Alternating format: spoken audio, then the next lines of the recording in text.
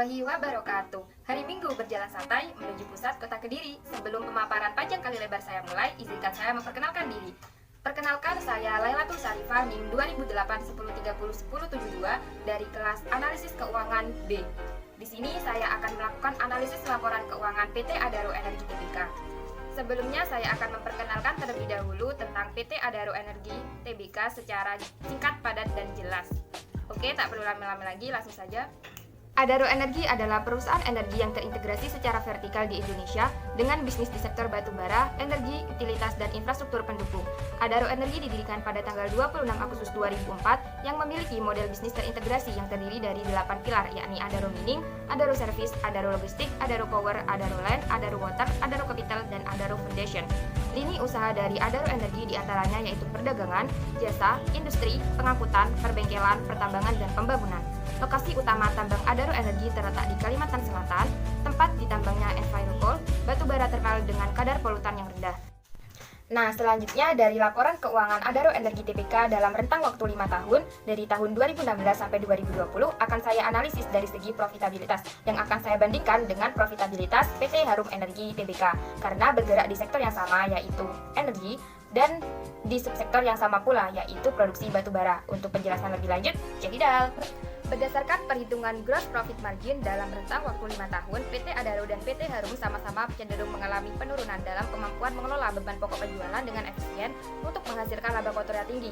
Nah, hal ini disebabkan oleh penurunan antara pendapatan dan beban pokok penjualan yang tidak seimbang. Berdasarkan perhitungan net profit margin dalam rentang waktu 5 tahun, PT Adaro cenderung mengalami penurunan dalam menghasilkan laba bersih pada setiap Rp1 penjualannya. Nah, hal ini dikarenakan adanya kenaikan beban usaha, beban lain-lain, dan biaya keuangan, sehingga menghasilkan laba bersih yang menurun. Sedangkan pada PT Harum bisa dikatakan mengalami kenaikan, terutama pada tahun 2020, sebesar 30% dari tahun sebelumnya. Setelah ditelusuri, hal ini disebabkan oleh pendapatan lain-lain yang memiliki nominal cukup besar pada tahun 2020, sehingga investor harus lebih cermat dalam melihat hal ini, karena NPM tidak sejalan dengan pertumbuhan penjualan.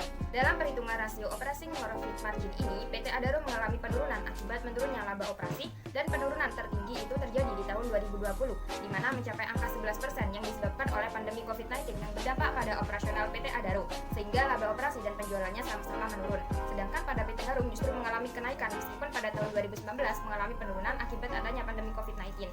Namun pada tahun 2020 mengalami kenaikan yang signifikan yang mengartikan bahwa perusahaan mampu mendapatkan laba sesungguhnya sehingga mampu memenuhi beban operasi dengan lebih efisien. Terkait dengan ROA, PT Adaro mengalami penurunan. Penurunan ROA secara umum kurang dipengaruhi oleh aset turnover, karena peningkatan aset turnover kurang dapat membackup penurunan margin laba operasi yang signifikan. Secara umum, aset turnover perusahaan mengalami penurunan. Penurunan dalam tingkat perputaran aset ini dikarenakan oleh penurunan penjualan yang tidak diimbangi oleh rata-rata total aset, sehingga dari aset yang dimiliki perusahaan kurang mampu menghasilkan laba yang optimal dalam rentang waktu 5 tahun ini.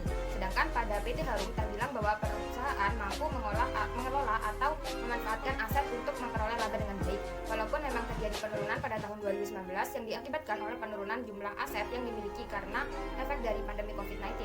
PT Harum mampu recovery pada tahun 2000.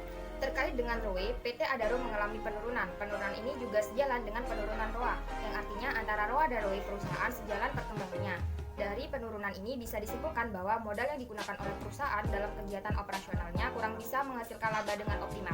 Sedangkan pada ROE PT Harum, perusahaan mampu dalam memaksimalkan modal untuk mendapatkan laba. Selain itu, perusahaan dipandang mampu memberikan pengembalian yang layak yang diperoleh pemegang saham dari bisnis dan pendapatan perusahaan. ROA dan ROE PT Harum bisa dikatakan berjalan searah karena penurunan dan kenaikan selalu sama. Oke, itulah perbandingan analisis profitabilitas dari PT Adaro Energi Tbk dan PT Harum Energi Tbk dalam jangka waktu 5 tahun dari tahun 2016 sampai 2020. Semoga bermanfaat. Sore hari ke rumah Ani ditemani dengan si Maman. Saya akhiri sampai di sini. Mohon maaf apabila ada kata yang kurang berkenan. Last, jangan lupa like, comment, dan subscribe.